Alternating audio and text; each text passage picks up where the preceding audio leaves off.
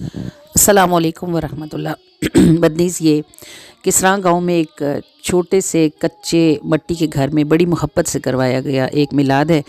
और ये जो नात पढ़ी जा रही है इसका थीम नबी करीम सल्लल्लाहु अलैहि वसल्लम के ज़माने में ना होने की हसरत है। और ये ख्वाहिश है कि काश ए अल्लाह के रसूल, अगर मैं आपके घर के सहन में होती तो चाँद और सूरज दोनों मुझे मुबारक देने आते कि मैं उनके कदमैन शरीफ़ैन में पड़ी हुई हूँ जिनके कदमैन शरीफ़ैन से झड़कर चाँद और सूरज ने चमकना सीखा है। और या सैयदी या रसूलल्लाह, काश मैं आपकी ऊँटनी कस्वा का एक बाल होती, तुसी घर होंदे मैं घर होंदी, तुसा नाल सफ़र ते जांदी। और अल्लाह के रसूल, काश मैं मट्टी का एक भोरा होती, एक ज़र्रा जिसे अम्मा आयशा ने दीवार पर लेप दिया होता, और मैं आँख झपकाए बग़ैर आपको आते जाते देखती रहती। और ए रसूलल्लाह, काश मैं पानी की एक बूंद होती और मट्टी के उस प्याले में होती जिसे आप उठाकर अपने होंठों के साथ लगाते, तो मैं आपको देखकर ख़ुद अपनी प्यास बुझाती। ये तड़प, ये कसक, ये ख्वाहिश, ये हसरत हर मोहब्बत करने वाले के दिल का हिस्सा है। और इसको बहुत खूबसूरत असावर ने पढ़ा है। अगर आप इसे पूरा सुनेंगे मोहब्बत के साथ तो ये आपके दिल की आवाज़ भी है।